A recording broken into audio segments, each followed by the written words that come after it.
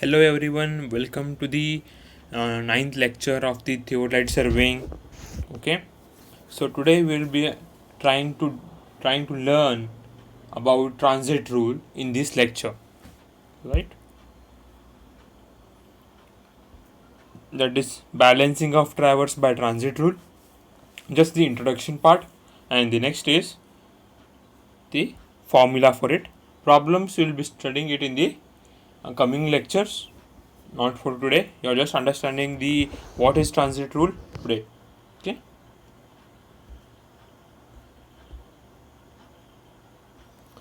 So the process of applying correction to the latitude and departure as so as to make the algebraic sum of latitude and and departure are equal to 0. We want to make summation of latitude and summation of departure, okay, is equal to 0. When you sum it, it should be is equal to 0, right? Then only there is no, then only it means that there is no closing error. There are no errors and your traverse is perfectly correct, right? We have studied this in the first class, just I am trying to revise it today.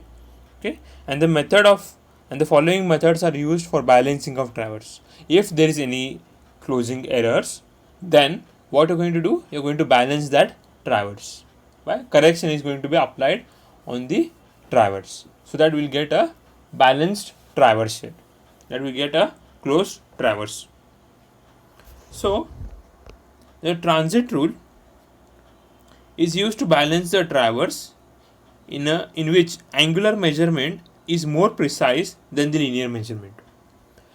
See, in the Bowditch rule method, where the distance also should be precise and also the angular measurement should also be precise, then only you can use Bowditch rule. If you feel that there is, if you are while doing the transverse surveying, okay, then if you feel that the dimensions or the distance that you have taken might not be correct, or there might be some errors in that, and you have taken the angles correctly, accurately, then you cannot use Bowditch rule.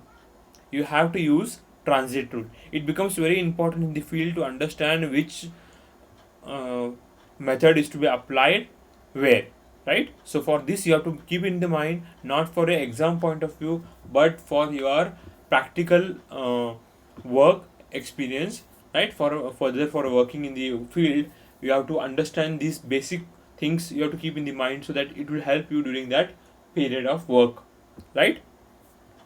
So we'll move to the transit rule. Transit rule is used to balance the traverse in which the angular measurement are more precision than the linear one, right?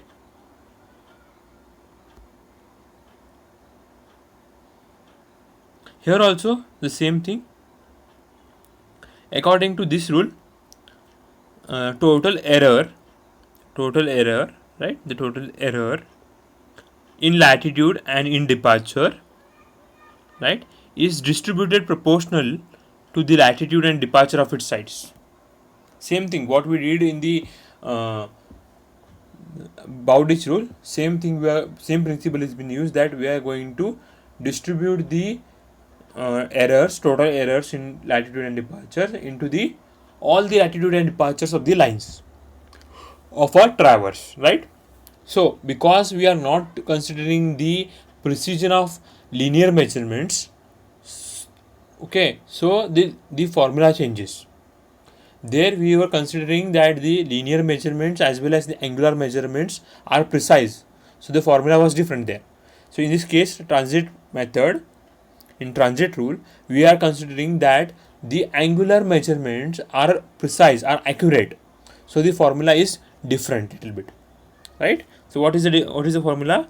The correction to the latitude of any line is equal to total error in the latitude of that line, okay, into the latitude of that line upon the arithmetic sum.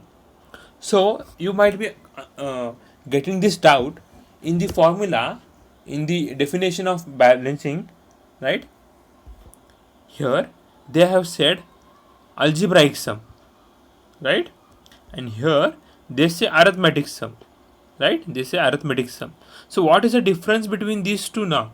Both are sum only, you are going to add, right, but difference is that whenever there is a plus minus sign, okay, and they say to the numbers, if there is minus 60 and plus 40, they say do the algebraic sum, then what you will do, it is minus and plus, so the greater number sign will be used, that is for 60 it is minus, so you want to put 60 and you are going to minus it. 60 minus 40 is how much? 20, but you will not write 20 itself, you are going to write minus 20, because you have to take the consideration of the signs also here in the algebraic sum. In the arithmetic sum, we are going to neglect the signs and just add the values. If I say minus 60 and plus 40, okay, then I say that you do arithmetic sum, then it will become only 20. You are not going to consider the minus sign or the plus sign here in the arithmetic summation. Understood? That is what the arithmetic sum is and algebraic sum is. Okay. So we are going to do the arithmetic sum of all the latitudes and arithmetic sum of all the departures. Okay. So this is what we are going to do the corrections, right? And that correction is going to be applied to the values of the latitude and departure. Okay, whatever the wrong latitude and departure has been there, okay, you are going to apply the correction to it. If it is plus, if the error is plus, then the correction will become minus, right? The total error that you have made is extra. Then what correction you will do? You will reduce that to bring to the original length and latitude and departures, right?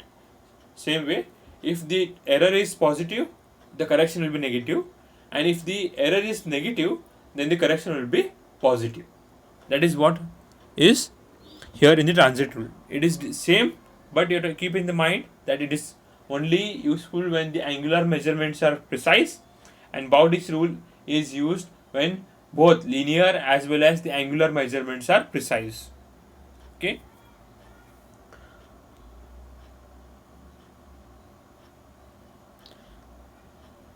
When you are applying the Bowditch rule, this is a note you have to keep in the mind.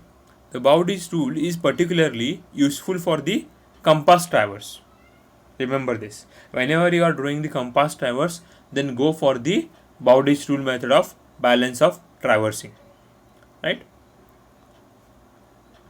And the angles are considerable to have errors because of the magnetic declination.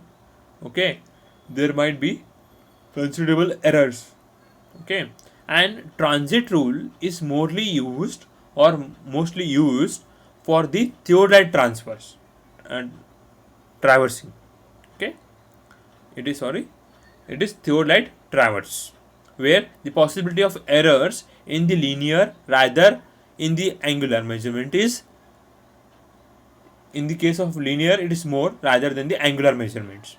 Okay, because we know that the theodolite is a accurate instrument.